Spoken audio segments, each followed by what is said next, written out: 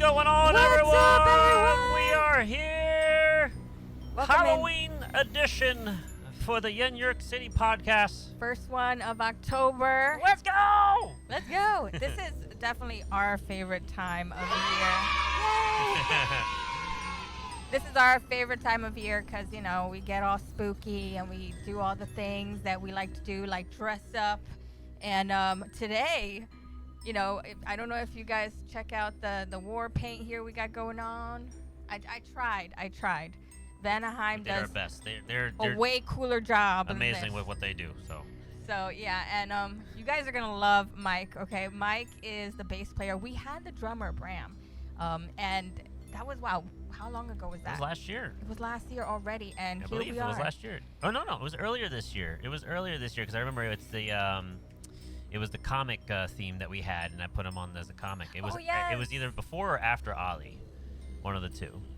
Oh yeah, but Ollie. Yeah, we had him on, and Ollie Winnieberg. and he won us over with his band Vanaheim, and then we saw Mike in the videos, and we were like, man, that guy's like killing it on the bass. Could we have him on too? The energy. I mean, you know me. My heart belongs to the drummers and the bass player. The rhythm section always gets me. They're the ones that I gravitate to because, you know, it's the people in the band that make you want to dance, move. And so it's definitely something that we knew right away. We're like, can we get him on the podcast? Get him on. Yeah. Yeah, he's like headbanging. He's all over the place. He's having fun with the camera. He's not shy with the camera, which is awesome. So it's like it's good to see that kind of showmanship and that, you know, that flair coming out of a bass player, because you don't see that often. Did you leave the wolf outside? Yeah, Holly's barking at random people out there. Holly, come here, doggy.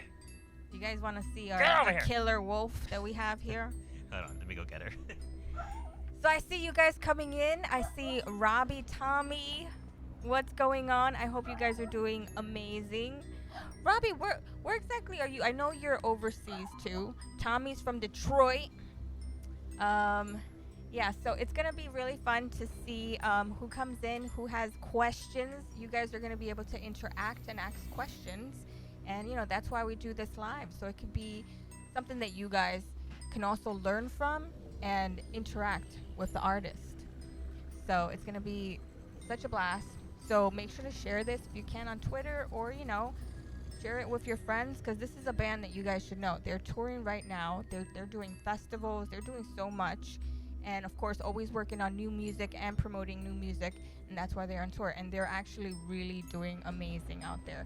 And so, you guys better start getting into it. And Robert's from Sweden. Sweden. He's Sweden. Oh wow. Okay. Yeah, I have so many amazing friends from Sweden. Max is one of my favorite peoples in the world, and he's from Sweden. Oh my God, everyone that's from Sweden is just like so wholesome and sweet, and I've never met anyone that I didn't love from Sweden. So fun fact, I was up till 4 o'clock in the morning last night. Oh yeah. Doing all of this stuff. Everything you see here. All of this.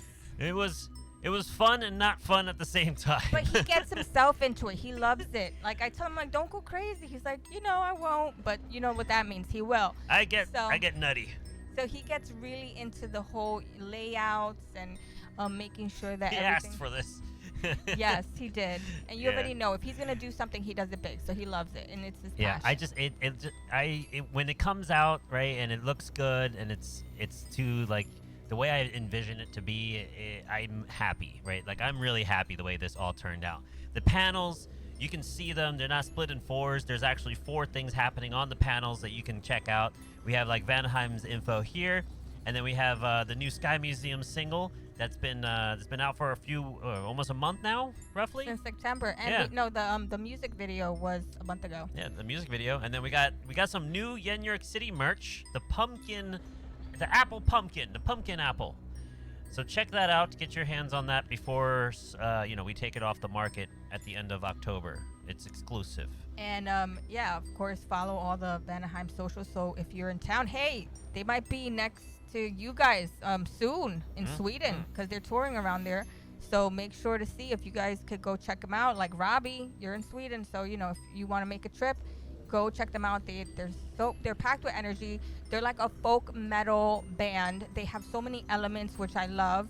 I'm gonna of course let him describe it more in detail because I might be half wrong, I might be half right, but the music shows itself, and you'll see what I mean. It's amazing.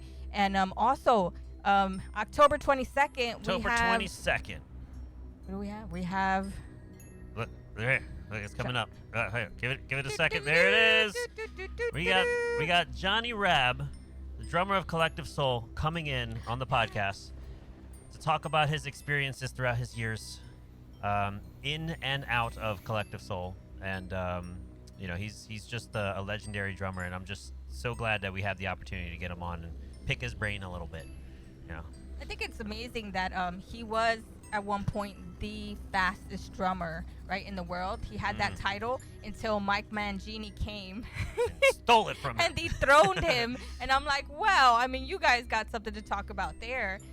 Super nice guy. Great super teacher sweet too, guy. yeah. Inventor, author also. So that's gonna be a fun chat too to have him. So yeah, we guys, we have a lot of stuff coming soon. I see Max. Speaking of Swedish man, great teacher, Max. Thank you for being here.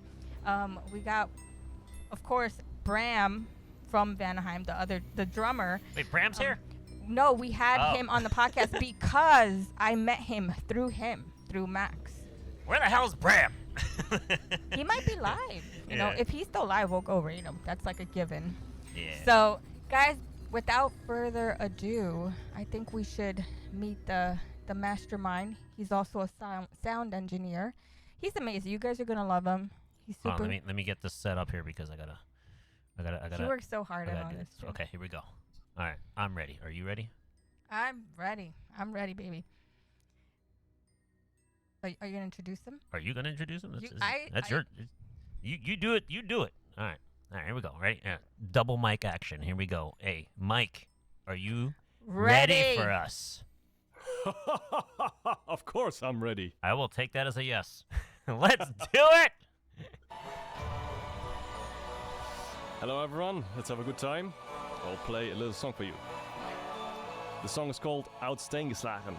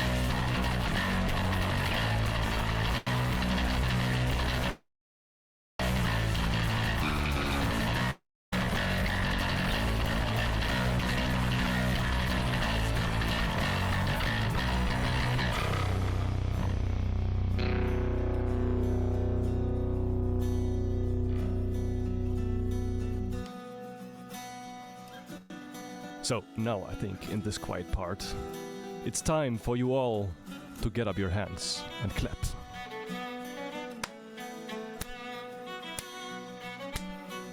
I know you can do it. Help me a little bit here.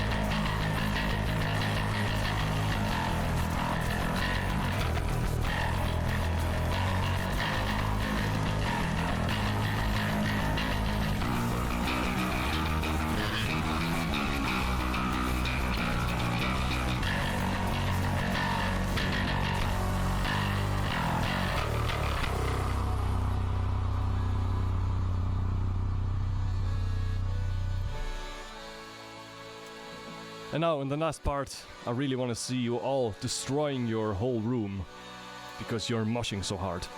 All right!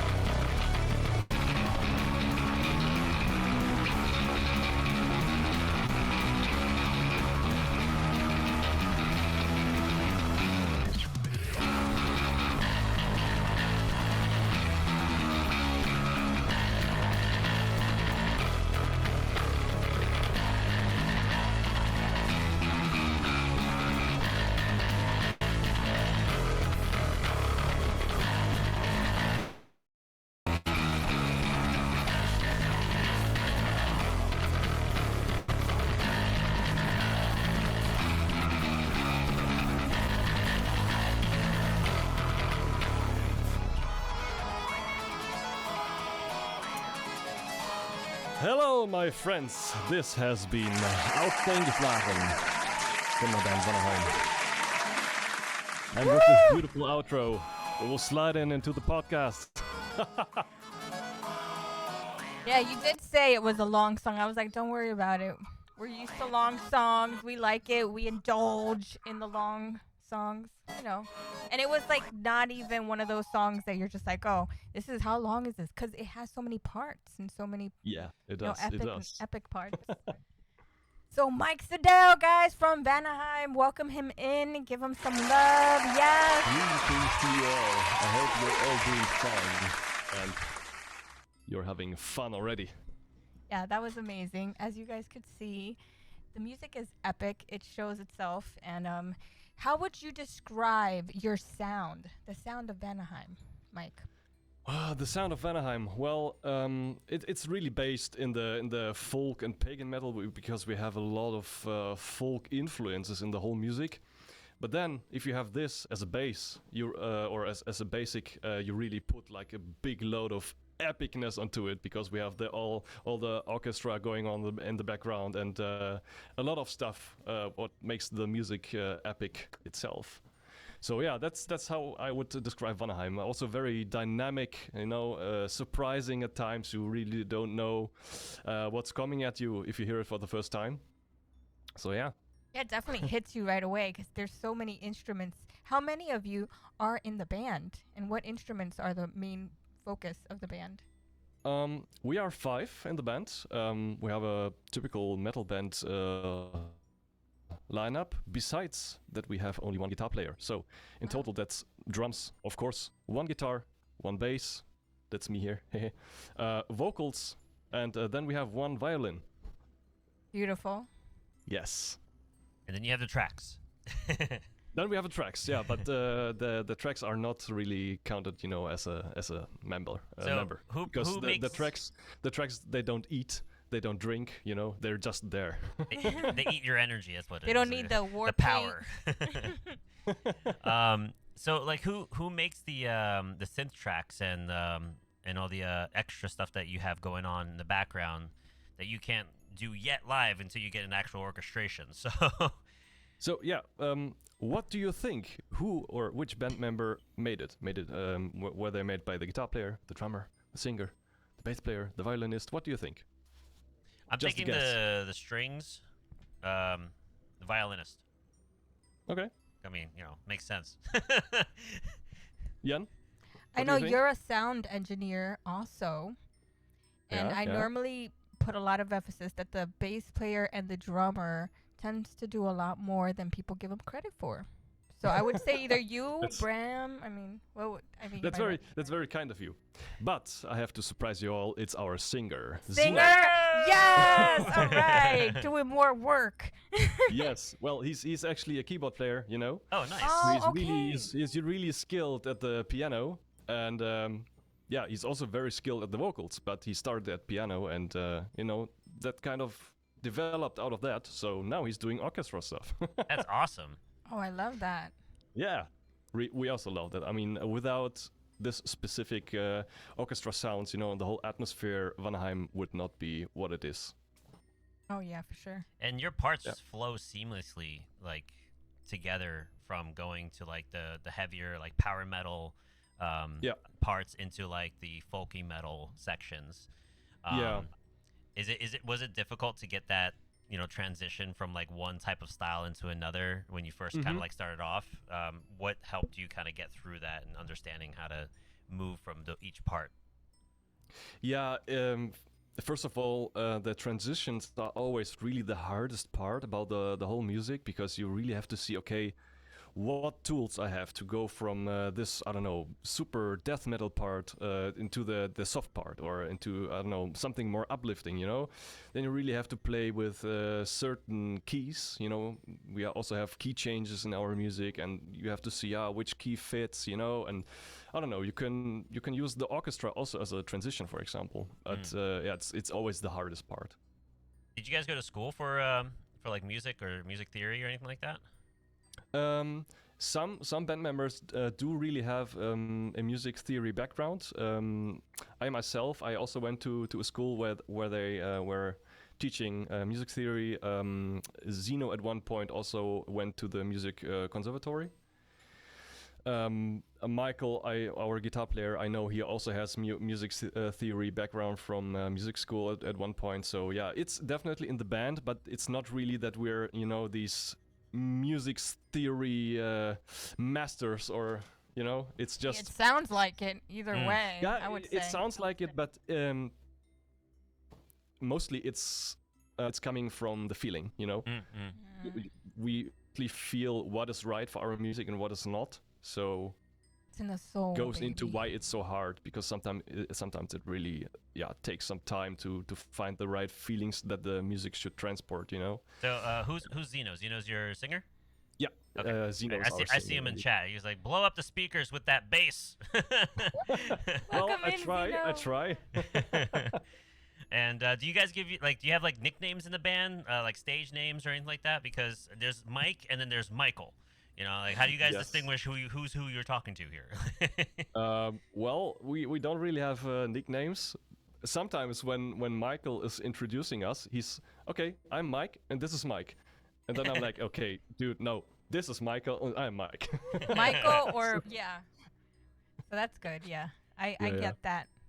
So one is Michael, one is Mike. Mike and Mike. I'm just Mike. It can be difficult at times, and especially when you're checking the mic, you don't know if you're checking the Michael or the mic or the actual mic on stage. Which mic is miking the check mic of the mic? Absolutely, yeah. Oh man. So how did you guys all meet? How did it become Vanaheim? Who was the first two members that started it all? It's a very interesting story actually, because the core, like back then, the band had some different members.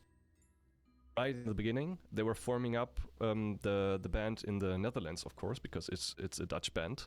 And I know that our old guitar player Bram, Zeno, our other older guitar player, they also they met up at these big pagan and folk metal concerts. We had like big tours going through Europe called what was it? Heidenfest, for example. Heidenfest and or something else. I cannot recall the name right now, but yeah, they were basically meeting at the concerts, and at some point they said, "Hey, why shouldn't we make a band? It would be cool to play some music in that style, because everyone was fan of that genre." And yeah, they were going together and were forming the band. They were starting to write the first songs, and they actually had a bass player. So where am I going into the story here? Yeah. I don't know. It was not the right fit for them, so they parted ways with the bass player. And I actually did a collaboration cover on YouTube with Bram. In 2015, it was like released Christmas 2015, and we covered Waldschrein by Equilibrium. It's a German band. For everyone that doesn't know what a collaboration cover is, it's basically a YouTube cover where everyone that's part of it and who plays an instrument plays or basically records their video and audio at home, and then it's all gathered at one point at some person who puts it all together, and then you put it on YouTube. And basically everyone that plays an instrument in that cover is coming from a different country, mostly. Oh, I love that. So yeah, it's a very creative way of making music. I did that a lot back in the days.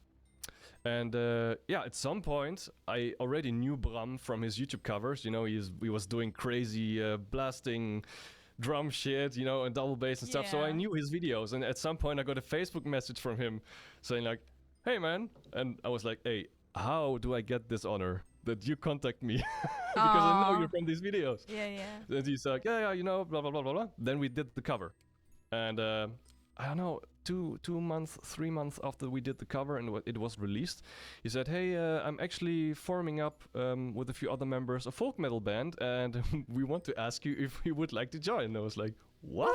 Woo! Excuse me?" Like, yeah.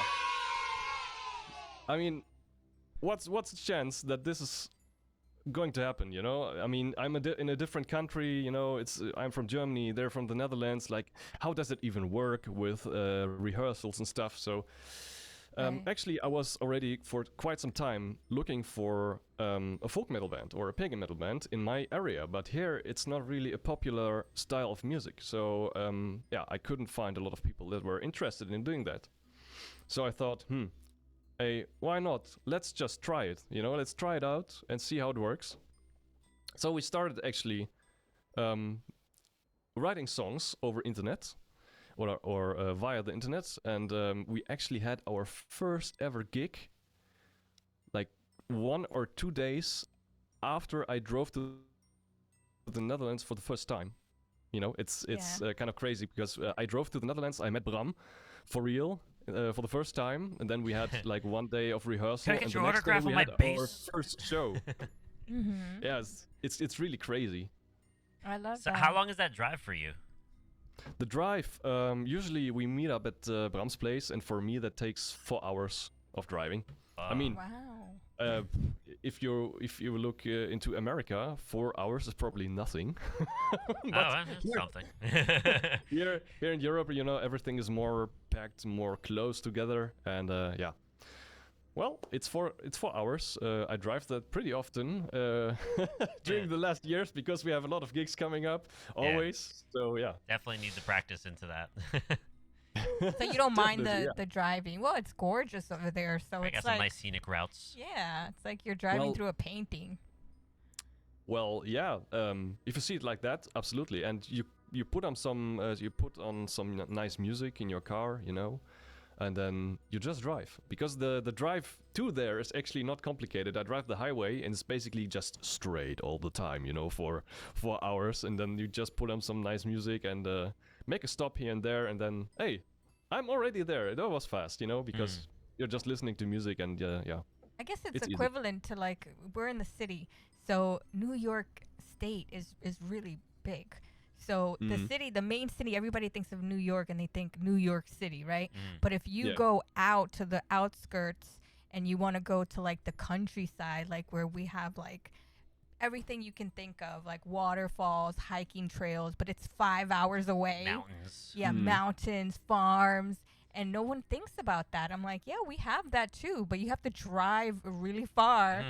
But I love it, especially in the autumn time. So it's the drive and the good music that it makes it, it makes it pleasurable to just drive, and you're just like focusing on the road and then just listening to nice music, and it goes by really fast. Yeah, not so long ago we went apple picking. And, Yeah, upstate. And that was Nice. really nice. Yeah, you never Yeah. done that before, so it was like an experience because you get out of the city, get some fresh air. Came out 2 bags full of apples. There's still some apples there. I don't know what to plenty. do with.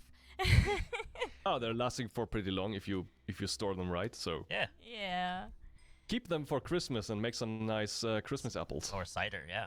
cider. Yeah, or that. Yeah. Good.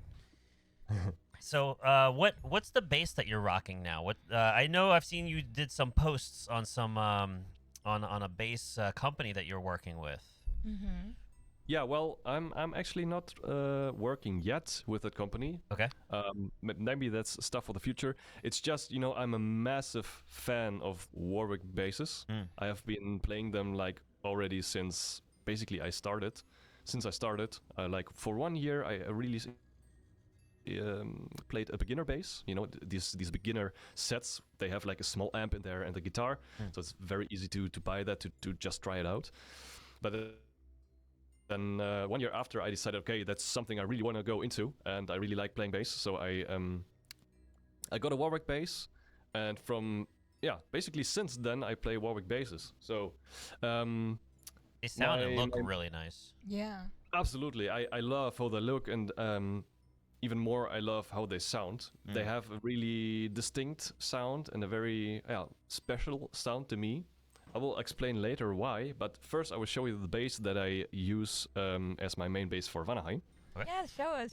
Spoiler, it's not the one that I just played now. Ah. Oh, okay, cool. We get to see another one. So I will try to put it in Oh, frame because it's so yeah. big. Ooh, yeah. Look at that. Oh, I like. Is that a custom Gorgeous. cut? Look at that wood. No, it's not a custom cut. It's actually a series. It's a series that they built Wow, 20 years ago, but this bass is already 21 years old. Wow, that's beautiful. It's solid. So there's like a little story behind it because this bass was designed together with John Entwistle. It's the bass player. He already passed many years ago, but he was the bass player of The Who. Do you know The Who? The rock band The Who. Yes, really big here. They designed this bass, this shape together with him, and it was actually the first big artist cooperation that Warwick had with a bigger artist. So it's kind of special. Yeah, it is. I like that it has like a grip on the bottom where it fits perfectly in your hand to like grab it, and lift it up and. Yeah, watch this. Feels good. Oh, perfect. Yes. Perfect. Oh, yeah. So the design idea behind this behind this grab, or this handle, is that the bass player John Entwistle, he said, I need this handle thing because if I go on stage, I want to hold the bass in one hand, and in the other hand, I want to hold a beer. Oh, nice. So yeah. That's perfect. It makes sense. Genius. I like that. That's a really nice bass. Gorgeous shape. That model is called Buzzard. So basically a bird, and I think you can see that this looks like a bird. Yeah, with a little beak sticking out of it. Yeah, I see it indeed. And there was these effects pedals you're working with? Actually not. When I started, I used a lot more effects, but over the years, it's kind of the casual way. You start with a lot of effects because you really think like, oh man, that's so cool. I can do this stuff with my bass, and this changes the sound to this, and blah blah blah blah blah. But over the years, I found that just the basic sound, the sound that I want to have, is just the bass with a cable or wireless system into the amp, and that's it. Get the raw, authentic tone. Yeah, that indeed. tone. And also because it really transports your picking, because doesn't matter if you play with fingers. A lot of bass players also pick with their fingers. I play with a plectrum, transports the dynamics of your hand, of your playing into the sound, into the music, and that's something that's really important for me. And I also put a focus onto that. So yeah, no bullshitting around with effects. In my case, I might use some effects here and there just to have something special if it fits the song, but in general, it's just bare the bass into the amp, and that's it. Beautiful. So those are the two main basses that you're in love with, that you love and feel comfortable playing? Yeah, actually, let me just try. I'll just hold this one into the camera. It's beautiful. It has some kind of flamed maple going on. Oh yeah. More light into it. Is that an actual cut inside there? Yeah, it's like a hollow. Yeah, cut? it's hollow inside. Yeah, it's wow. semi-hollow bass. Gorgeous. Look at that noises. It looks like a violin bass or Yeah, like a classic antique looking look. I love Yeah, antiques. indeed. I love this one. This is basically the bass that I use for writing at the moment. Because we're slowly going into writing mode again with Vanaheim. Oh yeah, always working on new music. It's a really comfortable shape to just sit on your chair, and write some music. Because the other one that I showed you before, the Buzzard, is really like a shape for standing. And actually, I prefer playing bass while standing. It's just more comfortable for my arms, for example. So yeah, but this one is pretty comfortable to write with. If you're writing music and just sitting, relaxing, chilling, whatever. So and, I'm sorry, yeah. go ahead. I mean, basses. I have too many basses. I basically became like a collector of Warwick basses. So I still have a lot in that other room, but at the moment I use these two the most. Do you have a lot of them on your Instagram? Do you share a lot of pictures of the different ones you have? Not yet, but that's my plan. I want to make nice pictures with them. I just did a photo shoot, with my main bass that I use for Vanaheim. I did a nice photo shoot in nature in front of a waterfall, actually. Ooh. So I'm going to put that on Instagram when the time is right. let's see if I can make it to make a kind of cooperation with Warwick at some point. Yeah, let's see. Yes. I hope that happens. It will. It will. So we have to put that out there in the universe. So what is your dream bass if you was to design your own bass? My dream bass, basically, the Buzzard is already my dream bass. Oh, It's that's like good to hear. I actually got it like 2000. What was it? 21. It was during Corona. At some point, 2021, 2022. No, 22. I already played. I think 2021. I got it. You know, it was secondhand. I actually had to drive like 350 kilometers to get it. But playing with it like already for quite some time, I discovered this is really the shape that suits me playing live. I really like the look of how it looks. I really like how it plays because of the shape, you know, it has that curve, that upper curve. It really gives me a lot of freedom for my whole arm to just, you know, pick the notes. And that kind of really frees me in the feeling of playing. Like nothing is in the way if you want to pick a certain string, you know. And because of that, this shape is really my dream shape. If I would build like custom buzzard or ask Warwick to build me custom buzzard, it would have like some different wood combination or something. It would be a neck through probably, like the neck is going through the whole body because this one is a bolt on. But yeah, otherwise this is my dream shape, and I don't see any different direction for any other bases or different shapes at the moment. Well, that's lucky because usually it's the other way around. It's like, oh, my dream, and it's like to find it already and to feel it like it's in your possession. That's magical because you already know what you want to do with it, you know. So what are some of your milestones that you've hit, being, you know, on tour, being with the band, and you know, also if you have done things outside of the band, like have you hit some fun milestones that you were trying to aim for, and or things that happened you didn't expect to happen that you were grateful to happen?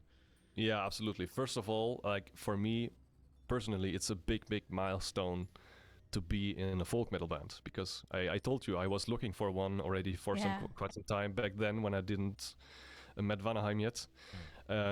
So that's already a big milestone on itself for me. But like since we released our first full-length album, like the last 2 years basically have been full of milestones. It's crazy. Exciting. Like if you go back a little further, 2015 I was on a festival. It's very specific, suited to folk and pagan metal, a little bit of black metal. I was visiting that festival actually with my girlfriend because they had a crazy lineup, like 5 bands from the whole lineup were 5 of my favorite bands ever. So I said, hey, I have to go there, you know, that's my chance and I will go there. And I really like the festival, I really like the vibe, you know, and the bands that play there. And I said, man, if I play here one day, that would be a dream coming true. Bam, 2018, like 3 years later, I play that fucking festival, man. That's awesome. Yeah. Next one is gonna be was it Wacken? Wacken, yeah. Yeah, that's the next one. Whoa. You know, and then, you know, it's just with Vanaheim, I'm so lucky to be in the band and to have these fantastic people around me. The whole crew, the whole band, like the vibe is so nice. Like I call these people my best friends. And since, I don't know, we really started to release music and do more shows in general, it's just going like this, you know, milestone after milestone after milestone. Like at the beginning of this year, we had the opportunity to open up again for Heidefolk. You know, it's like one of the biggest folk metal bands, like coming from the Netherlands. Yeah. Wow. They were basically inviting us to open up for them in their release show for their new album. So that was pretty cool. Yeah, that's and big. then like the next opportunity came and we got to open up for the mighty Enziferum, you know, during their short European run, like 10 days. That was like another milestone because especially for Bram, our drummer, and me, we got into folk metal because of Enziferum. Wow, I You know? know. That's insane. To Yeah. That's think. crazy. That's a That's dream. crazy. That's a Yeah, you're it's living really- the it dream was- right now. That's It like was a dream coming true, absolutely. me opening up for Dream Theater or something. Yeah. Yeah, I mean, yeah, like an influence, a Yeah. major influence. if I learned something being in Vanaheim, it is never say never. You know, Yeah. opportunities are coming up. You just have to grab them at one point. You know. I mean, So we got true. Johnny Rab coming in, and that's a milestone Yeah. for us. You know, like Yeah, Yeah. you getting really, someone like that to be on here you is really love him too. is Yeah. great. That's amazing. And so we got a festival video here. Oh yeah, this is that you were fun. on. Speaking of festivals, Um, yeah, tell me a little bit about this video. which one is it actually? The one that you had in preview? Yeah, the one I had previewed, Alright, yeah, open so- air. Yeah, Maelstrom Open Yeah, Air. that's it. Yeah. It's a small festival, a small one. It's very, very close to a lake. So basically, I don't know if you can see it in the video, but if you just look behind the stage, there's a lake. And if you would like, you can just, see your favorite band or whatever and just, jump into the lake, have a little dip with your toes into the water. That's amazing. And also the people that organize it are super amazing. We played there already for 2 times. Actually, 2 years in a row. It was pretty cool. The vibe is always so nice, the area, the nature is super beautiful for hanging around there. And I don't know, just the whole festival vibe is super relaxed, and you have some nice music going on, some nice food, and nice people, the whole crowd there. Everyone that goes there is so relaxed, and love it. I love it to be it there. looks like a great time. Let's take a look at this and see. Yeah. See the. So set the stage. What's the song? And this The was song this was the song this is year. called. Yeah, it was this year indeed. It's basically July. the second time that we play this festival, and it's the last song of our set that we play there. And the song is called "Gevallen in de Nacht." Basically, that means "fallen in the night," And we always use this song as our last song because it's like the core of being epic. It has like all the epic elements in there. You want to Yeah. raise your fist and say, "Oh my Let's god!" go. And if we watch this video, I would really like you all to pay attention to the single members of the band, because I don't know, we're doing some super funny stuff on stage. Like it was not on purpose, but we just did You it. guys are so And, fun to watch. Yeah, too. we had a lot of fun playing this festival again. All right, let's go. Let's watch and see the energy that they have. They're amazing live. Yeah.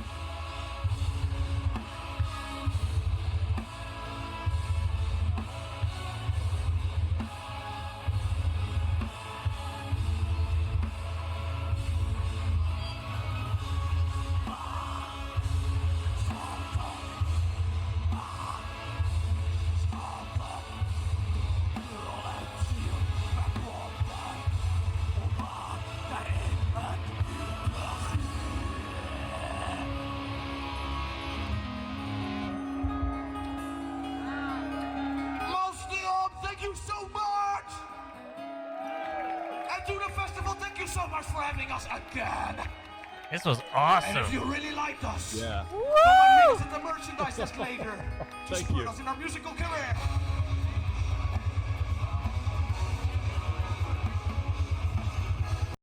Nice. That was hot. Loved everything. There we go. Everything. Oh man, the dynamic and the energy that you Yeah, guys the- have. The energy, it's a compliment that we get like after almost every show, that people say, man, your guys are so energetic, and people really see that we have a lot of fun on stage, and somehow it transports into Oh the yeah. so they always go to us and say, oh man, it's so fun to watch you guys. It's infectious because Yeah. you feel that, and then that just Yeah. makes the crowd and you interact. It's an exchange of energy, like I say, like music, happiness, the vibe, the feeling, the emotion. That comes down with being like an entertainer too, right? So like you're Yeah. on stage, Absolutely. you got to entertain people. The music is going to do Absolutely. one thing, but like if you're just standing there and not doing much, that's also going to resonate with the energy of the music. So it's like Yeah. you got to be You part gotta of that be the music. You gotta know? become the energy that's in. It's all frequencies, Yeah. Like the podcast Fully. here. We have fun. We listen to the music. We don't sit here just listening. We actually feel it. We get involved in it. I want to be in You that know, pit. We're inside of it. Literally in the presence of the screen here. Space world, the time and space. So and that resonates, especially like when people are viewing, because they feel like they're watching something fun.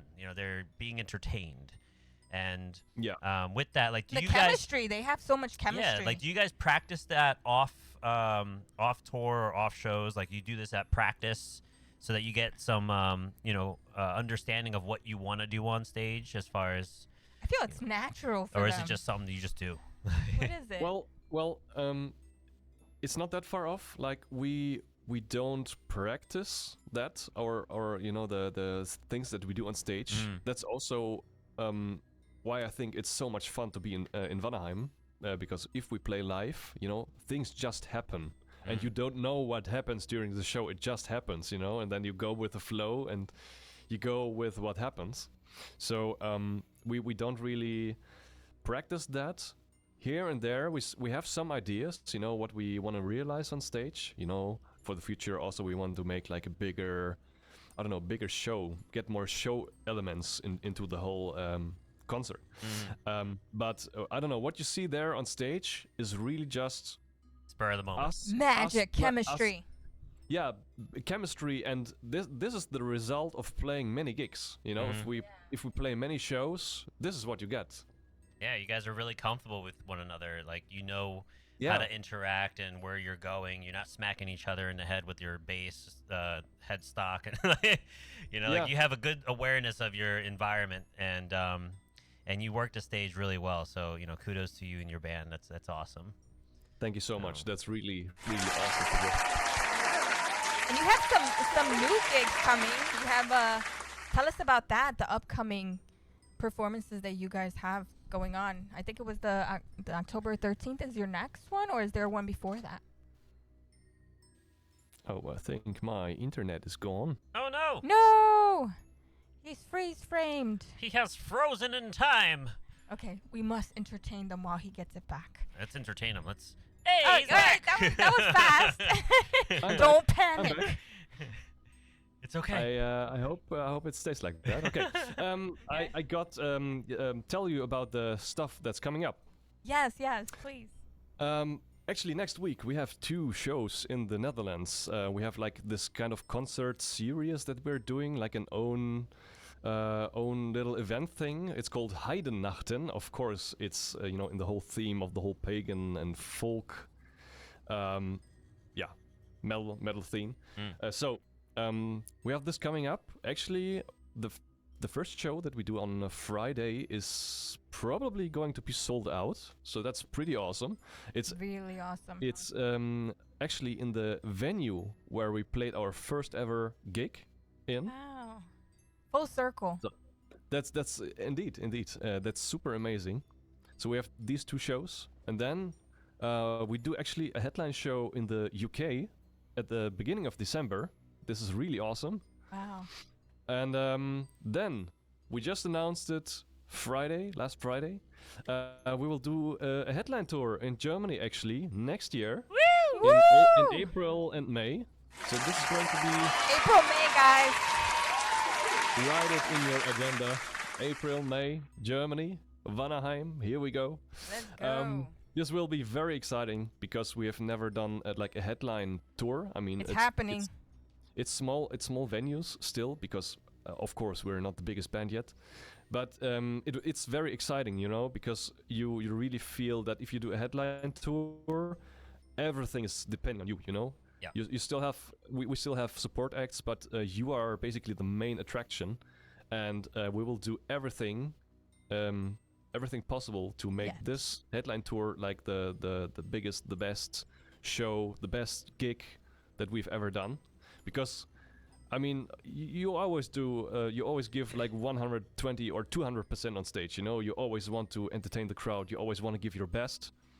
But if you do a headline tour, you know, you have to top that. Yeah. You have to give 300%, you know? It might be, I don't know what your budget is, but if you brought like little tiny lantern that lights up for the crowd to grab, and then during those parts when he pulls out the lantern, everybody pulls it out, like just with the lantern. And Yeah. Like just a few of them. Awesome.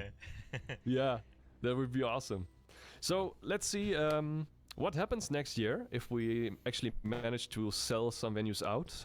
I hope so, ideally hope so, and we will do everything possible for us to make this one a banger.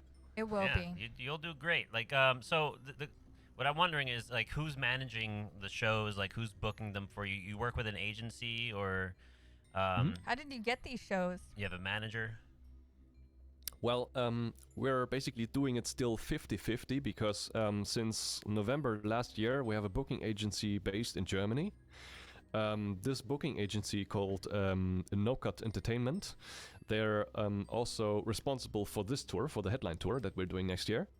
So kudos to them for organizing this. Awesome. Like everything is a big cooperation always. You know, you have to talk to people, we have to organize stuff. So there goes a lot of time into it. So this booking agency is basically booking shows for us in the German-speaking countries, so Austria, Switzerland, and Germany, you know, and everything else that comes from Europe, you know, Netherlands, Belgium, UK. You know, UK is not Europe that anymore, but you know what I mean. Yeah, All these shows are we are still responsible, you know, for booking them. So it's 50-50. But so far, this works out really well. That's awesome. That's exciting. Yeah. Super exciting. So April, May, German tour. And then, you know, from there, you just grow Yeah. until you come here You to gotta the get to the States. You gotta come over here. Baby. It's going to happen. Yeah. It's going to happen. We're gonna be out in the UK sometime next year. Around this time. Around this time. So if you have any shows and we're in the area, Cool. you know, we'll definitely come on out. So. Heck yeah. Well, That'll be exciting. When we are in the UK, it's mostly like autumn, winter, so maybe there's a chance. probably I don't catch know you. yet. Ooh, We'll see. that would be amazing. Yes, manifest. That would be lovely to meet you both, you know, and then at a show that would be epic. Because we are affiliated with we had him on the podcast, Ali, and he is hosting a big drum event in Cool. somewhere in the UK. In the was it? UK. Yeah. And he invited us to come out, so we're gonna definitely try to get out there to see it, and you know, spend a couple more days to visit people that we Go want to meet see. Josh. Meet Josh, and then hopefully see you guys, you know, and maybe Max Meet at some Vanaheim, point. Max in Sweden. Yeah, that would be amazing. Do a little tour around Alpine. there. Alpine, Yeah. German, also friend Cool. of ours. So definitely, we'll keep that in mind, and we'll reach out to you when we get the stuff booked, and we'll see what we have. One of his planned. best friends we met through, well, that's how we ended up meeting. He lives out there. Yeah, Mm. Aphrodisiac. Yeah, he's a musician over there, and Yeah. he lived in Sweden, and then he moved to Germany. Yeah, he's in Germany, and then he's doing Okay, cool. a few tours now.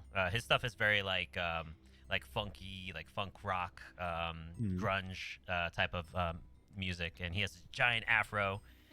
Yes, He's got the old school like look to him. like Jimi and- Hendrix. Yeah, like a Hendrixy vibe, right? So he's Nice. he's really good at. He's just a phenomenal guitarist and a singer. So if you ever We have a lot of come reasons across to him. go over there, is what Yeah. he's saying.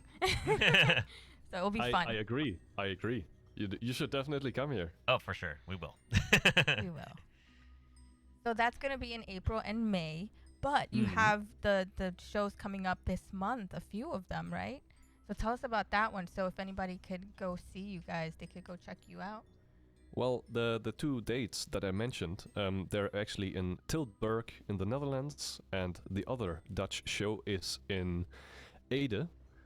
The venue is called Astrand, and these are smaller shows, but it looks like they're really going to be packed. So if you want to see like Vanaheim with the best crowd action, definitely go to these places, because we're trying to tear this place up. Yeah, it's going to happen.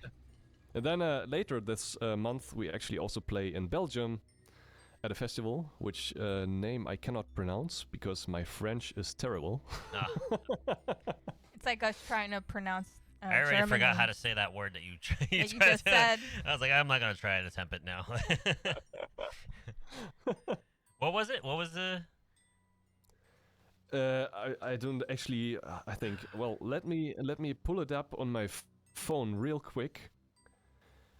Oh man, I forgot what it was. I would pronounce it something like Le Gur Le Gaulle or something.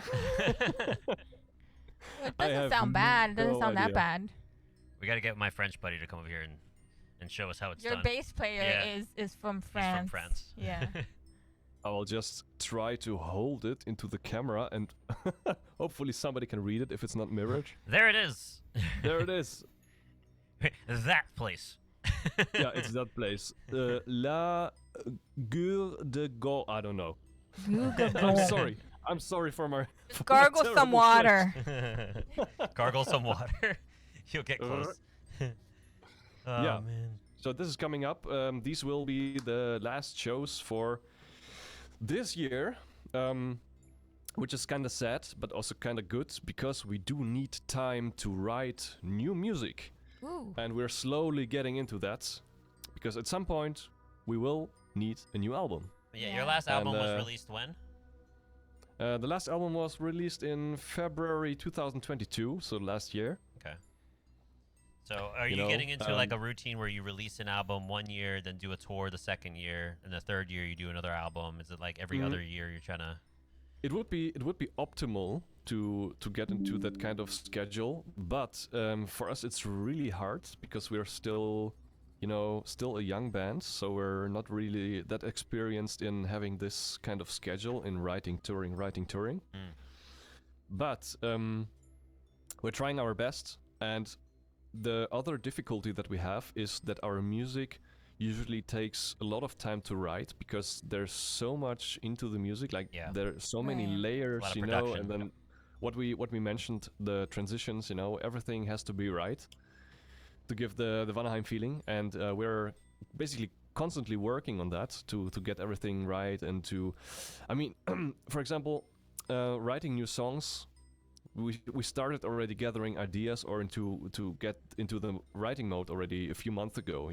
Just putting up your phone on the desk and then record yourself to just capture the ideas that you have, and then later see if something sticks that would fit on a future Vanaheim album. So we started that already a few months ago, but now we're actually going into the phase where we say, okay, what concept do we have for the next album? What do we want to have on there? Like, should we do a fast song, a slow song? Some acoustic stuff, because we also, with the last album, we started to do acoustic stuff. We also want to keep our music very dynamic. We want to have a lot of changes that still fit to the overall Vanaheim music theme. So it's all very complex, and that always takes a lot of time to get right for us. Right. We're trying to get faster in the process, and I think we do actually. But time will tell. So it's still really much the same sound, but would you say it would be a little bit more of something else other than the pagan metal folk element? Is there anything that you're going to incorporate a little different from the last album? It's hard to say yet, because it's still very early in the writing process. But it's what I can say for sure is that we always get a lot of different influences from everywhere. Yeah. I mean, it could be nature sounds. It could be, I don't know, a new band that we discover. Of course, you never want to copy a band because you should always do your own thing. Right. But, things just influence you in one or Inspire. another way. At some point, we even, had the idea, somebody is rowing a boat, Why don't we just take the tempo of that guy rowing the boat, the beat basically he creates with a stick on the water? Yeah. Why don't we use this tempo as the new tempo of a song, Just get inspiration everywhere. Yeah. That's cool. I could see that. Yeah. So we have Everyone has question. their own way. A question from the chat. So Oh. a bass player friend of mine, Jose, came in. He was like, "Hey, I'm super late. A question to Mike. What's your tour setup and your recording setup, as well as what basses do you have?" So we already covered the bassist part, so you might have to watch the replay on that. But he could probably tell you real quick. Because it's easy, it's very short. Like basses, I only play Warwick basses. There he goes. Just because I love it, how they look and how they sound, especially the sound. It's something that always draws me back to Warwick. I played or tried many different basses over the years, but it always draws me back to Warwick. So Yeah, what's your and, recording touring and- setup? Yes, touring setup. Very simple. I already mentioned earlier, my tour setup is basically a bass guitar with a cable or a wireless system going into a bass amp, and then I split the signal from the bass amp with a splitter. So I have basically my bass guitar signal on my in-ears. That's the one way, and the second way goes directly to the front of house. So I don't even play with bass cabinets on stage. I just use the raw sound out of the DI from my amp that goes to the in-ears and to the front of house. The amp that I play is a Tech 21. That's the company, and the model of the bass amp is called VT Bass 500. It's created after a pedal that they released earlier. The pedal is called VT Bass. It's also a company where a bass amp brand where I don't see any change in the future, because it's just the sound that I love, the sound that I always want to have. Like, as soon as I tried this bass amp out in the music store, I was like, yeah, that's it. I don't need anything else. Yeah. You just know? knew. So fairly simple. I don't use any effects or something. I don't know what's happening again. He has frozen in time. Let's us mosh. Be entertaining. Be entertaining. Do, do, do, do. Chicken dance. Yo. He's back. Yo. Yo, he's back. My internet is doing jumps today. But, where was I? So fairly simple touring setup. I don't use any effects or something. Recording, that's something different. There I also don't use any effects. But what I do is I always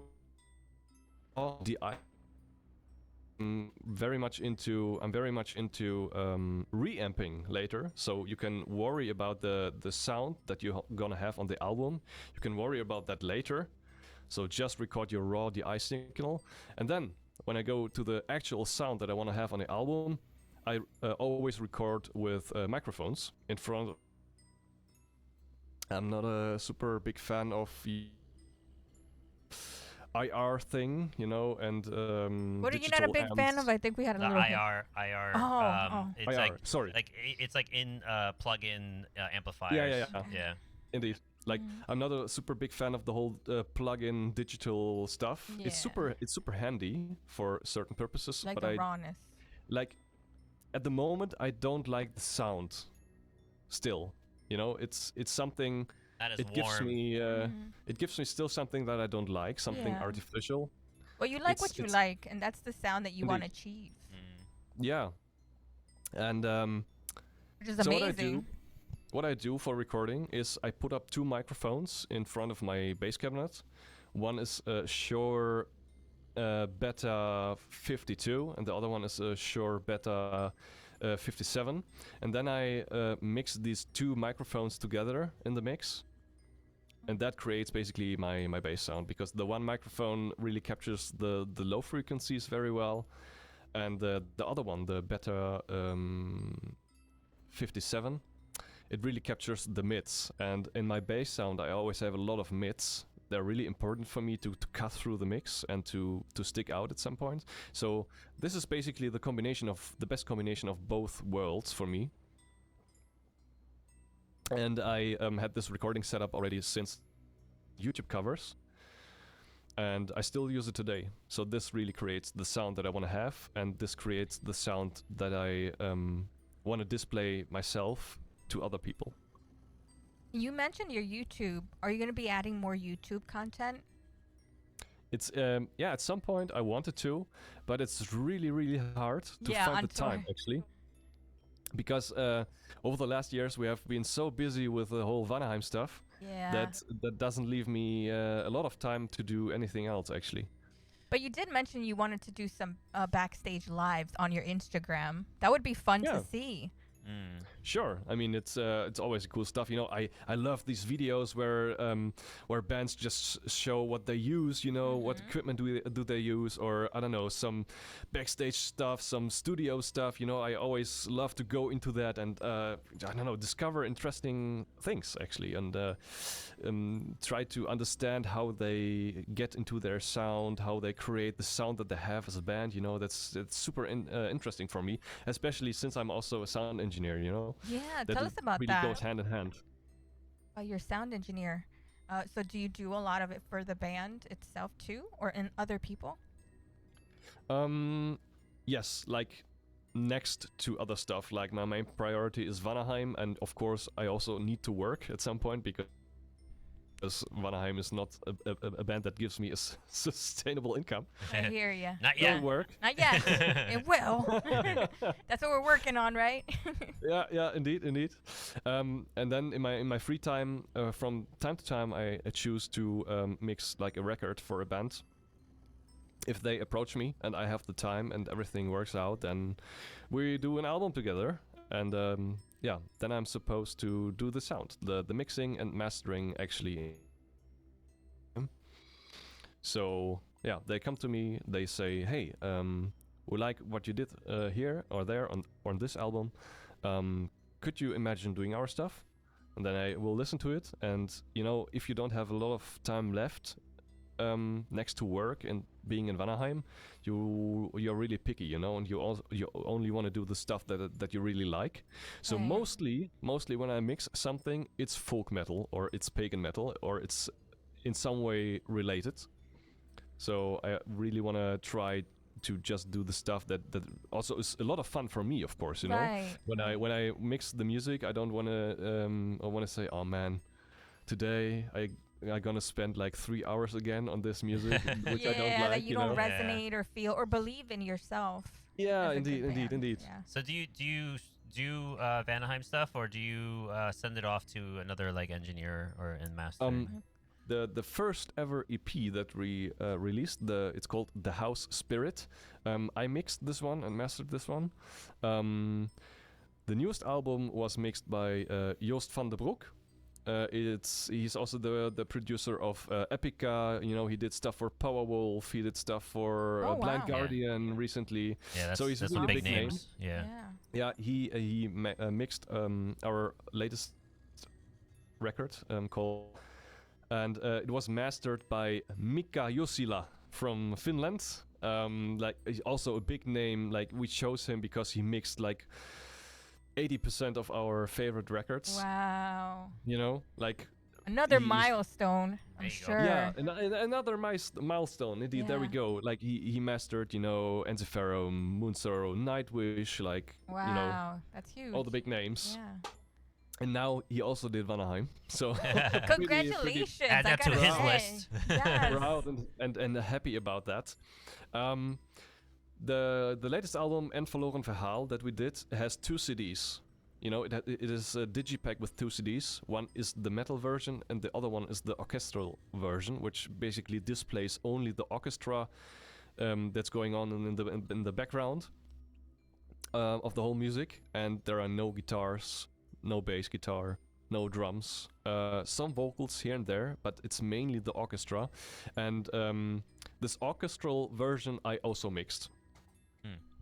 That was a lot of fun to do because you really have to keep space for dynamics, in the music, especially when you're working with an orchestra. I know it's just samples, but even if it's just samples, you have to treat it like a real orchestra to make it, believable, to make it real, to make it sound dynamic and nice. Just imagine when they're that huge that they're actually going to have the whole orchestra. Oh, that'd be crazy. Imagine. I can see that in New York City. Getting an orchestra and a can see choir that. in the I can see background.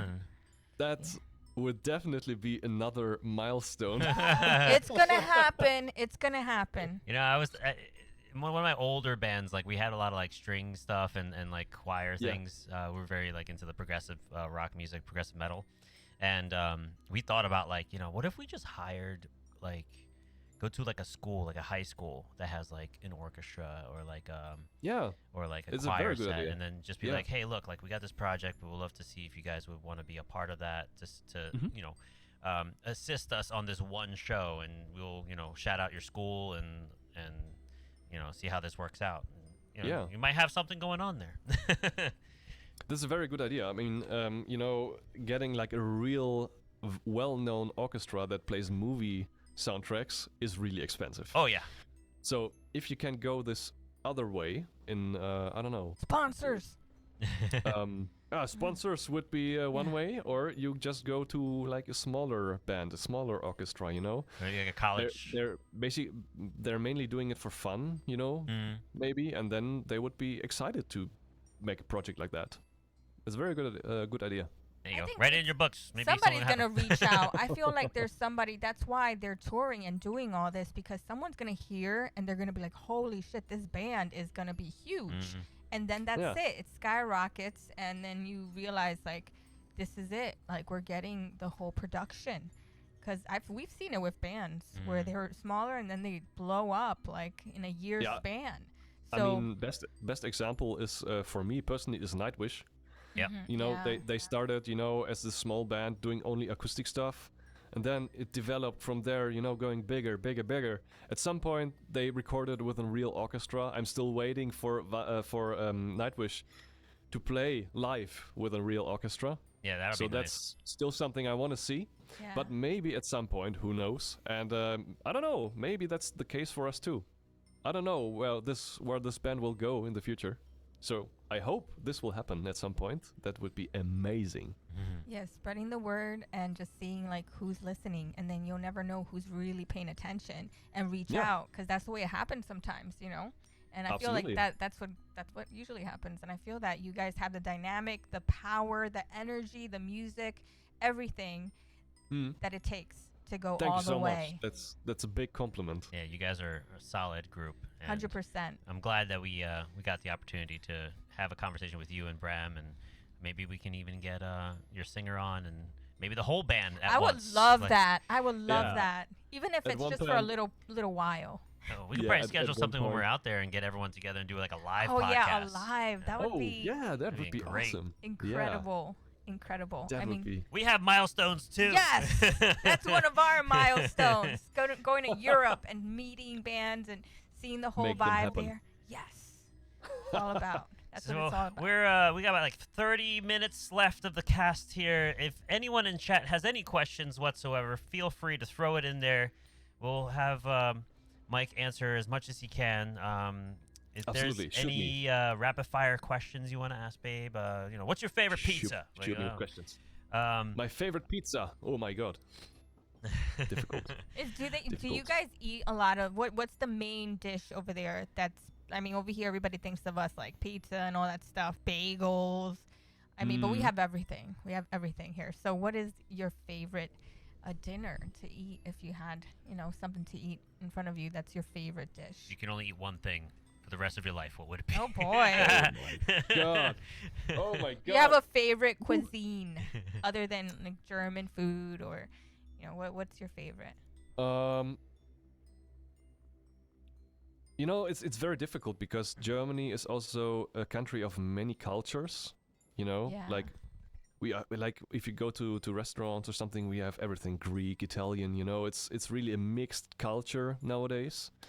What I do really like, and what's sometimes underappreciated or maybe not that well known, is traditional food from the Czech Republic. It's very close to German food at some point. We have always some kind of meat going on. You have Sausages. some kind of sausages, or I don't know, some pork, some I don't know, deer, or it's really heavy food. The Czech food is really heavy, and you almost always consume it with beer, Oh so that yeah. it makes it even more heavy. But it's very similar to traditional German food because it's also very heavy. But at some point you have to get your strengths. You from food. You Well, get I power. remember telling him the best beer places here in New York City are German. Like the German beer is superior. Really? To me, some people might Oh, say, yeah. but I feel German beer is superior to like every It's other got beer. more of a robust taste to their beer That's compared to most. Very interesting. At least in my Well, opinion. Well, here it's not German not? beer. Of course, Germans like also German beer. Yeah, But yeah. if you go here or to the Netherlands, or Czech beer from the Czech Republic is also very popular, Never and had Czech. Belgian beer. Belgian's another one that's Oh really yeah, good yeah, too. that's true. Yeah. That's Yeah. true. That's very true. Hey, Mike Schutz, welcome in. Hello. What was the start of Bram's interest in birds? Oh yeah, he has a bird account, right? Which I He does. accidentally found, and I'm like, oh, he likes. I love He birds does. too. It was. Bird I bet it photography. was Mike's bass. Oh yeah, the shape of Absolutely. your base. The buzzard Yes. got him. Well, I don't know. To be honest, I don't know. I just know that at some point he has like he got a lens, a camera lens that's bigger than my head. So we need the yeah, I don't ultra know. zoom on this one. The only thing I can say that is that he does, you know. I don't know. He photographs some birds that I've never seen in my life before. I didn't even know that they were around here. So Is there it's any? very nice to see. I know it's beautiful. I love birds too. I was gonna ask you if there's anything aside, like if you weren't a bass player, what's your other interest? And if you wasn't a bass player in Vanaheim, what do you think you would have done, like differently? That's a question that I can answer easily Yeah. because I think I don't have another purpose on this world to than being a bass player. You know, it's really crazy. When I started playing bass at 14, I think, I don't know, it hit me so hard that basically my life at some point didn't contain anything else than music. You know, I still, Wow. I had my normal life, going to school, blah, blah, blah, meeting some friends, but then it was music, always.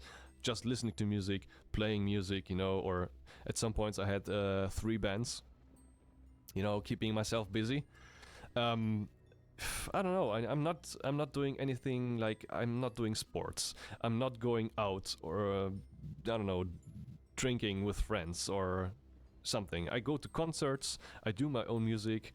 I play bass, and everything is in my life is Music. consumed by music. Basically. Music or bus. That's it. It's very difficult to say if there would be any other interest from me other than bass or music in particular. We're also going into that later because it hit me really hard. I was not before I started listening to metal. I was not really into music at all. It Wow. was very strange. Like when I was small. Or little, like 9 years, 10 years, I didn't really like loud music. It was always, it's so loud. Can we go somewhere Wow. else and stuff? And there was like one key moment in my life that basically changed everything. We had a German music award that was broadcasted in TV, Mm-hmm. and Nightwish played there. And I don't know, I was just sitting there with my parents, and I saw the gig of Nightwish there during the music award, because they were getting an award in Germany for their Dark Passion Play album. And I don't know, something happened. I was like, man, that's crazy. That sounds so cool. I want to dive deeper into that. And then I really got into Nightwish, into their whole music. And then at some point, my interest was caught by Marco, their ex-bass player. And I don't know, I was so interested in what he does with this instrument and his whole personality, because he's such a big character on stage, or in videos. He has such a big and awesome charisma going on. Like I yourself. don't know, it really consumed me at some point. And I was like, okay, what other things is this guy doing? Like, does he have other bands, or what is he doing? So at some point, this was it sounds weird, but it was my main inspiration, like, to do what he did. I see. So I started playing bass, and at some point I thought, hey, I don't know what I want to do as job, as my main day job. You're still young, you have no idea. I was like, okay, Marco from Nightwish also did sound engineering, and here we just are following his footsteps. Yeah. Yeah, it's I don't know, it sounds super weird if you talk about it, but like everyone has their idols or their person that they look up to because of some reason. Yeah. And I started playing bass. I did YouTube covers then to, I don't know, just put something out there. I had my own bands. Because of the YouTube covers, I met my girlfriend, with which I'm together already for almost 10 years. Wow. Nice. Congratulations. Congratulations. Thank you, Huge thank day. you. Next to that, I met Bram because of the YouTube covers. Because of that, I got into Vanaheim, and then step by step, it all developed into the thing that I have now. And it's only because I saw that one TV gig of Nightwish. Wow. It all comes down to that. Yeah, it all developed from there, Interesting. that moment that you knew. It was like that epiphany moment. I know what my purpose is. That's am my destiny. My destiny. I'm destined for this. Oh, I love that. I love that story. So I gotta tell you, what was the first song that you learned to play on the bass that you were like, ooh, I got it. Yeah, that's I don't know. It's hard going back that many years. It could have been the song that I heard Nightwish with for the first time, Amaranth. They were performing Amaranth from their Dark Passion Play album on that show. And at some point, it's kind of an easy song to play. So I guess one of the first songs would be that one, Amaranth. I remember that I also started a lot with songs from Ozzy Osbourne. Cool. Yeah. There goes the dark metal. Absolutely. So I also wanted to ask you another question. What is the craziest tour story that you can tell us now? Because I love, it could be anything, like something didn't work, or you felt going on too hard on the bass, on the stage, or like, I don't know, something that's like, whoa, that happened, that you guys laugh about. Anybody Like, trip on stage while playing? anything crazy. Yeah. Well, I definitely had like a bass string breaking during the song. Like, oh, I have to go off stage. Oh. Where's my bass string? I still have to Oh, have them here somewhere. I managed during the. I was also finished with changing the string. Yeah. Or happen anymore. It happened in the past, but I didn't have that since many years. Okay, you might have to like go back a little bit because you froze up there. Sorry. So you were changing your bass string? Like during a song. Uh-huh. Because it was breaking at some point. That didn't happen for many years, luckily. Or like another. We were supporting like another bigger band, but in a small venue, And we came to the venue. We were looking on the stage, and there was no drum kit. And we were like, wasn't there like a drum kit supposed to be here? Because we didn't bring a drum kit. Like a house kit. So we talked to the organizer, and he said, "What? Really? I thought you would bring a drum kit." And we were like, "No, Oh, we that's told you." major. Wow. That's major. But he fixed it. Like within 1.5 hours, he got a drum kit there. Woo! That sounds like These- such. these- That would be like a nightmare, because like Yes. I always ask, like I ask my my band members, I'm like, so like whoever organized the show, and I'm like, is there a house kit? Yeah, that's the first And then- question. And they say yes. I'm like, what's there? Because I Yeah. need to know, like, if I need to bring stands, if I need to bring anything else outside of like my snare drum. And they were like, oh no, you just bring your cymbals, and you know we have everything else there. So I'm like, I don't believe this. Yeah, Like, it's hard to trust. I'm what just they gonna bring have. my The house snare kit drum, my is usually kick pedal. not, you know. Sometimes they'll Always. miss out a fact, like some venues don't have the hi-hat clutch. That you got to Yeah. bring your own hi-hat clutch, but they don't tell you to bring it. You know. Yeah, indeed. Yeah, the house kits always can a be mess. terrible. So you got to kind of bring a little bit of a backup ammo for yourself if you're a drummer Yeah. for sure. Yeah, absolutely. Another crazy story I just think about happened during Corona. Like we were playing kind of a big festival in the UK, and we told them, hey, you know, from time to time here during Corona, it happens that a band cannot play. So in this case, we would offer ourselves to play a second set if you would be interested in that. And they said, we don't know yet. Probably not, because we have all the bands here and nobody's sick, you know, everything is fine. So we went to the UK.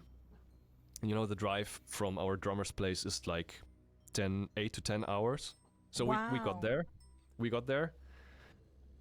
We entered the room where one of the organizers is, and he said, "Oh, guys, it's so nice that you're here. Oh, welcome. By the way, you said you could play a second show, yeah? Because we had one band, and they got sick. They got corona, and now we have an empty spot." Damn. Absolutely. And we said, "Well, I mean, we can still play a second set." So what we did, we went to the main stage. We played our set. It was, I think, the second or third show that we ever played in the UK, but the room was full, you know, and it was crazy. Like from the festival that we played a few years before, people knew us already, and it was crazy. Like the gig was super awesome. It was I think it was the second time we played new songs from our current album. So this gig was amazing. What we did then is going right after this show, going into the other hall with a second stage, built up there, and within 1 hour we played our second set. what?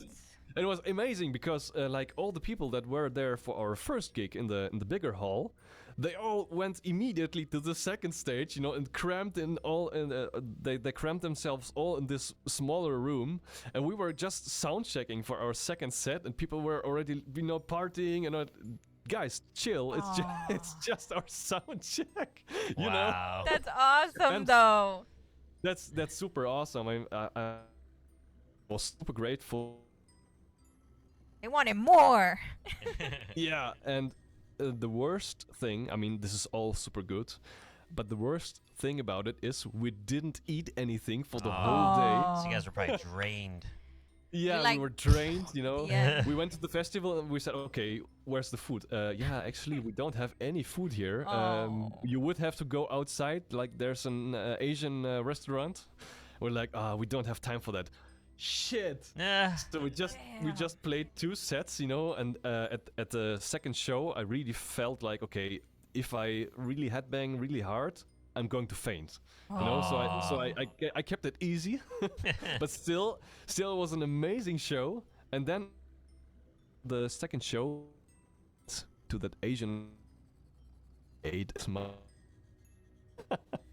Wow. So you were like on reserved energy and trying to like but you did it. You guys did it. That's amazing. That is a crazy story, but it's awesome at the same time. That's a good one. Yeah. Wow. To like trek to, and then the fact that your fans were like, yeah, let's go again. And I say that's because of the energy that you guys have. When people are around you, it's like you bring that happiness, and it's like wild, fun, energetic, and metal. I love it, and it just shows that they just wanted more. Yeah, I really think so. And again, we're super, like, the whole band is super grateful to have this experience. That we could actually play the second show and experience it, because like a few months later we had the same situation on another festival, but we ate before the show. You learn. And the second show was actually on the second day, so everything was more relaxed, everything was more prepared, and yeah, it was awesome. But to have the experience to play a second show on the same festival is definitely important, because now we're prepared to do that. If the opportunity comes up, or if a festival organizer needs help at some point with one band that jumped off or is sick or whatever, we could play a second show. That's an amazing experience to have. And you can always say, hey, we've done it before, we can do it again. We just need to eat before we go on twice. Yes. You live and learn, right? Absolutely. Oh, I love that. That's a great story. So guys, we're almost at the end of the podcast. It's been amazing having Mike here. And I just wanted to look and see if I missed any questions. Okay, so what are the main musical influences besides metal that you would say is a part of what your sound became? That's a good question. Oh, within metal and other genres. Yeah. You mean for Vanaheim or for yourself? For your own for myself. sound, Yeah, being a bass as player. a bass player. Like maybe something that isn't metal, like that you grew up listening to, that you're like, that influenced me in certain ways, even though it's not completely metal, like unconventional, I would say. Well, at some point I also really got into rock and hard rock. It's kind of related to metal, but I never really listened to anything else than rock and metal, so it's very natural for me. I do like some folk acts, acoustic folk. Yeah. That's also something that really got into my sound, especially for Vanaheim, Yeah. because it's also so related. Other than that, really hard. So what are your favorite bass players of all time, like your top 5? My top 5. Okay, first place, of course, Marco Hietala, ex-Nightwish, Yeah. Tero, amazing singer, amazing bass player. I mean, because of him, I am here now. Yeah. So he has to be number 1. Without him, I wouldn't have started playing bass.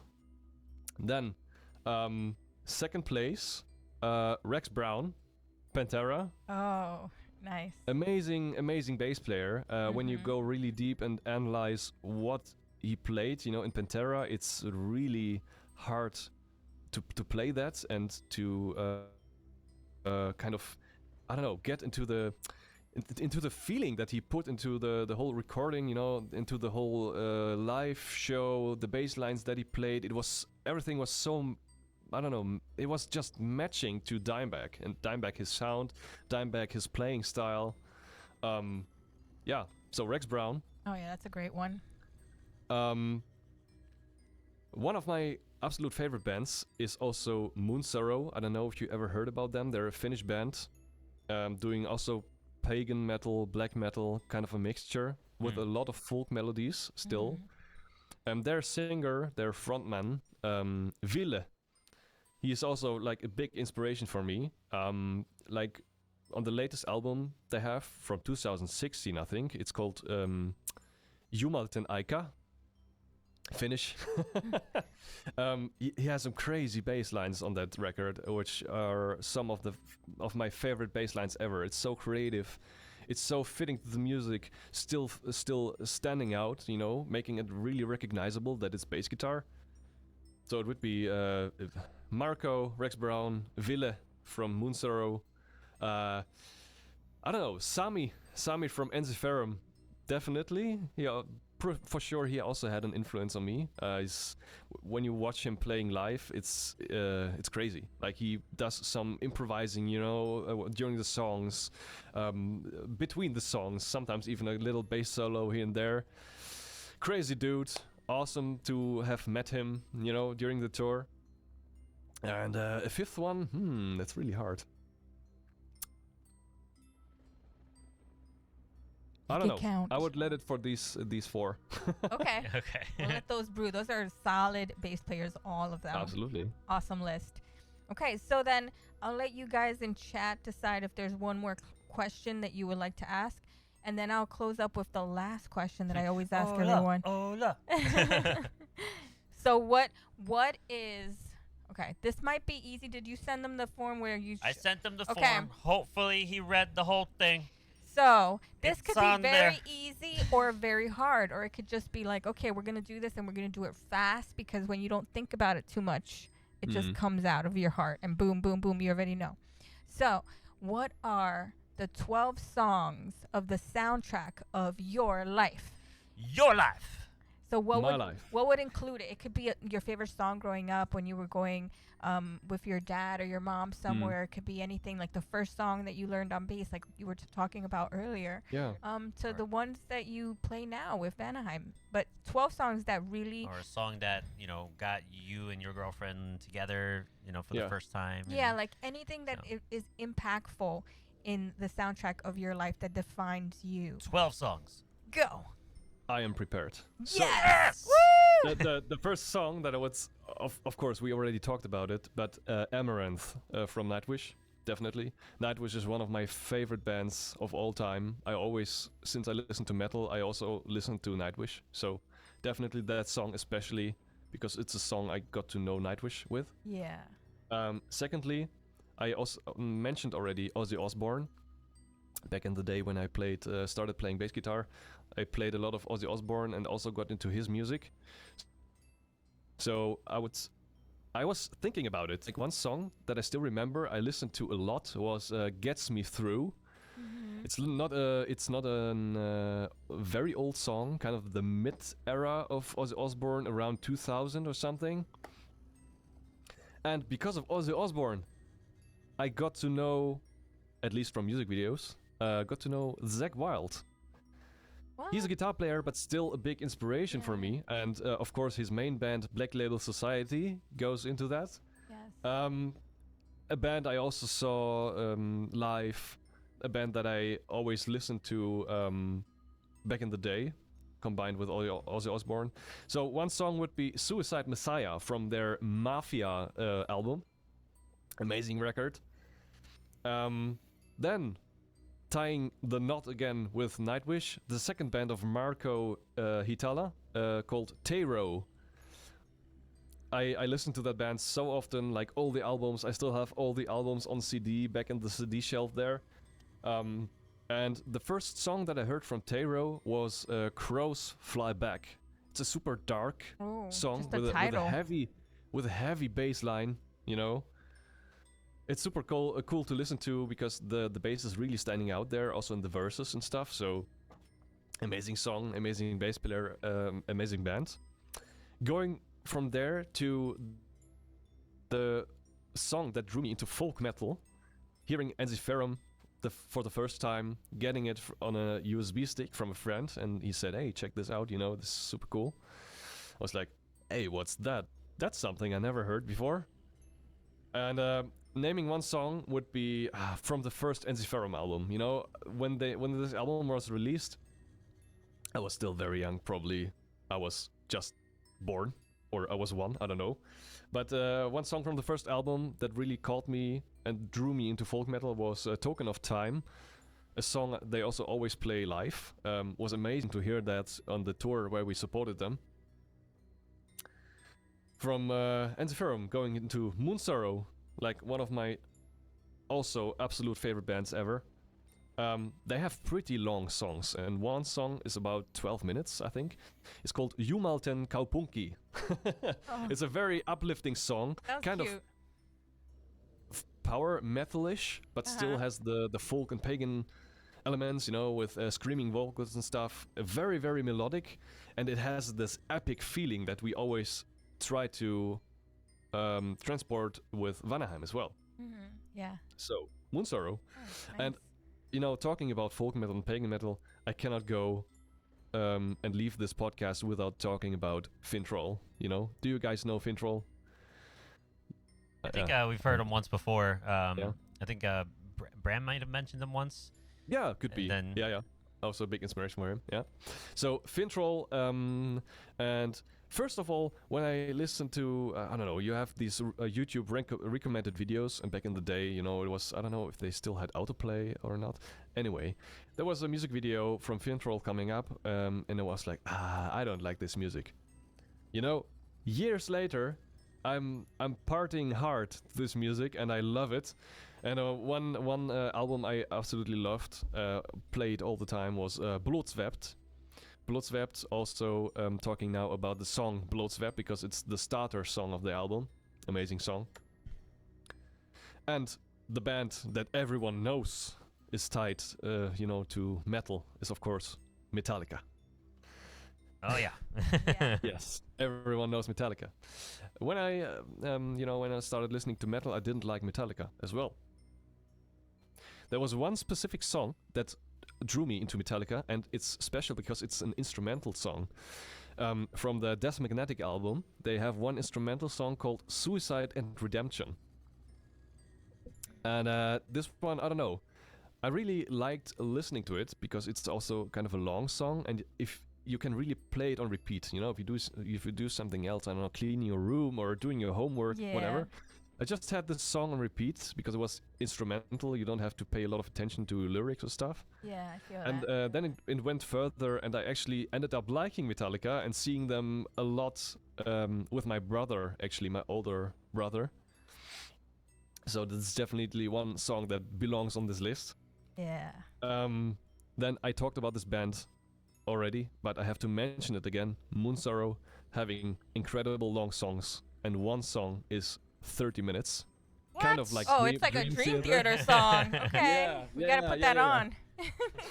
Well, they have one specific song called Tuli Mirski. It translates in English to Firestorm, I think. Oh. It's 30 minutes. I was still am a super big fan of Moonsorrow. My girlfriend as well. And back then, when I told you that we went to this festival in 2015, I dreamt about playing one day. Moonsorrow was playing, and this song, Tuli Mirski, was my favorite song at the time. And I said to myself, well, what's the chance, that they played this song, because they have like a 50-minute slot at the festival, and yeah, there's no chance they are going to play a 30-minute song. Yeah. The intro starts, and I'm like, holy shit, they just started this. Don't you love when that happens? Oh my god, I was I felt like a god. Yes. It was all for you, honey. It was all for you.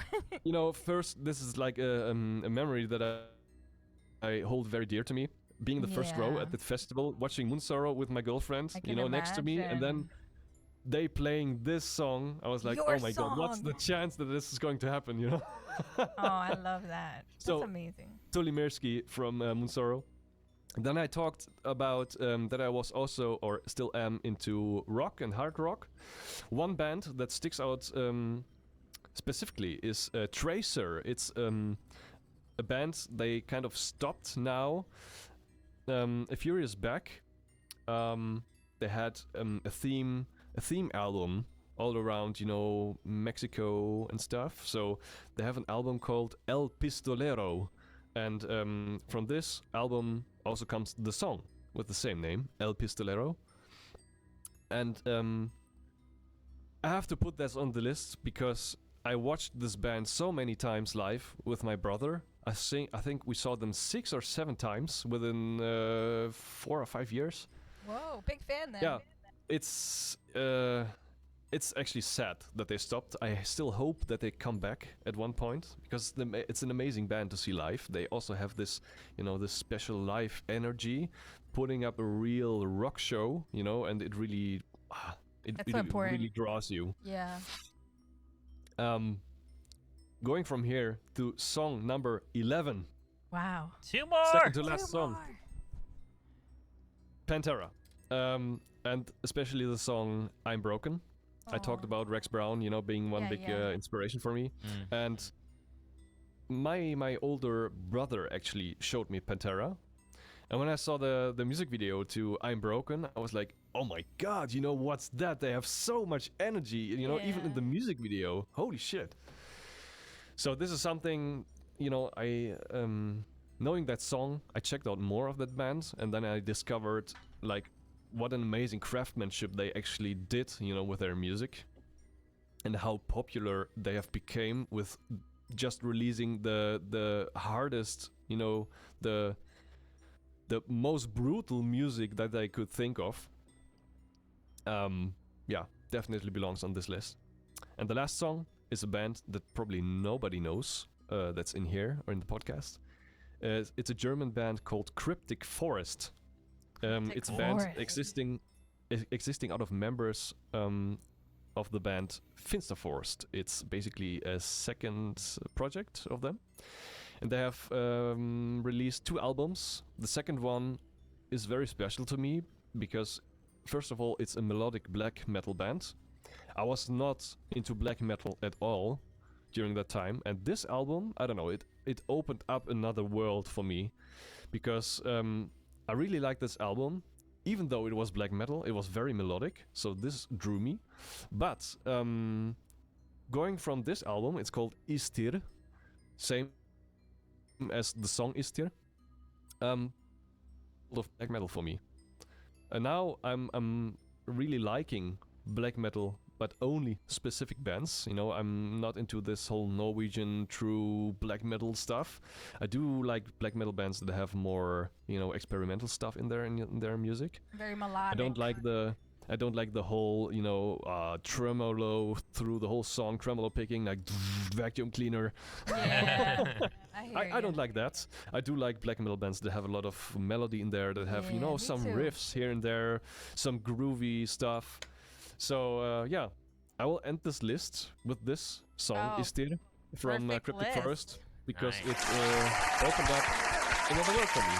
Very nice. That was a great list. I loved it. And I got to check out some of those songs I haven't heard, especially that 30-minute song. Yeah, we gotta definitely check that out. From I will Moonstar, send right? it. I will send it to you. Send It's an it on a experience. Yeah, Discord, please. for That'd be sure. awesome. Because we like our Definitely long wanna hear that. songs. See, I Yeah. I wasn't a big fan of like black metal, and it's only recent that I having to hear you guys play your songs that I started to really understand like the appreciation of it.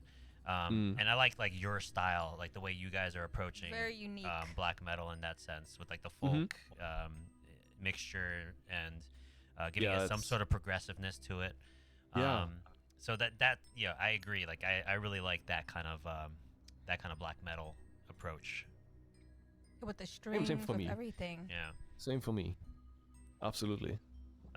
Man, it was awesome having you on here, Mike.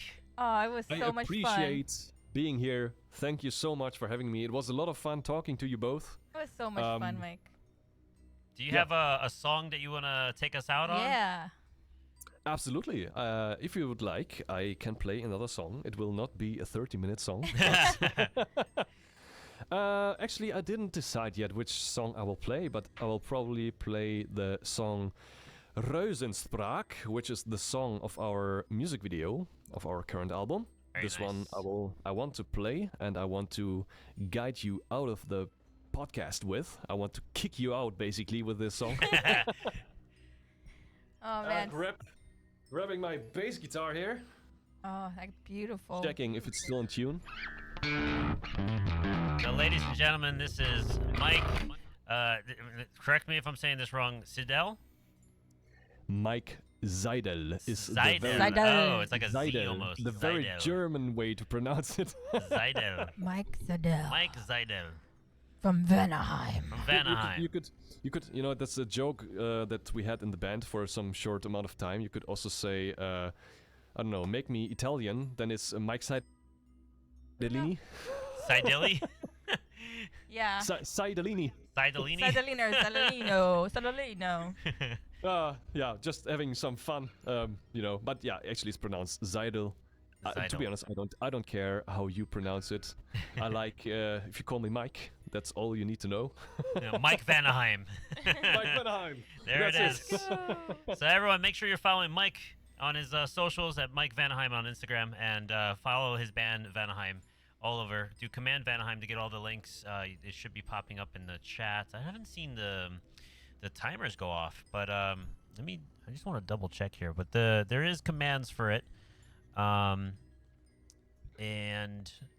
also, I'm connect. looking forward to that April-May headliner tour that you Oh. guys are doing. That's amazing. What can I tell you?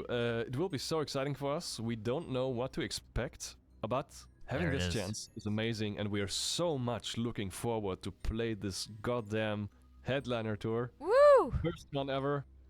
So it's going to be really exciting. Congratulations again. The album is Thank you so superb, much, guys. amazing, magical. You guys have the best energy. The sound that you have is very different, and I love it. And I really feel like you guys are going to go all the way, skyrocket all the way. You're going to be headlining next year, 2024. So, guys, go follow him. Go follow Vanaheim and get hyped, because you're going to be able to say, I was there, before it really, like, the whole That's always thing. very special. Yes. So thank I you. knew that band before they were popular, you know? They were on this podcast. Yes.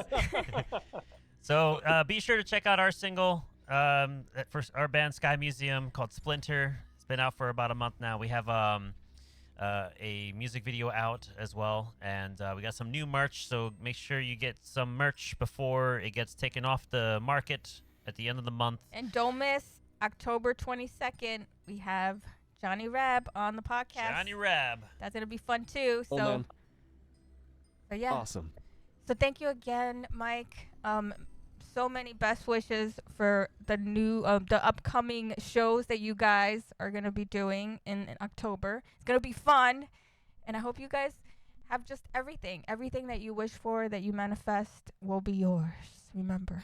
Thank you so much. I just want to say again, I appreciate it so much being on this podcast. It was awesome to talk to you guys. I wish you lots of fun and success and all the wishes you can think of for your podcast and for your, for your dreams.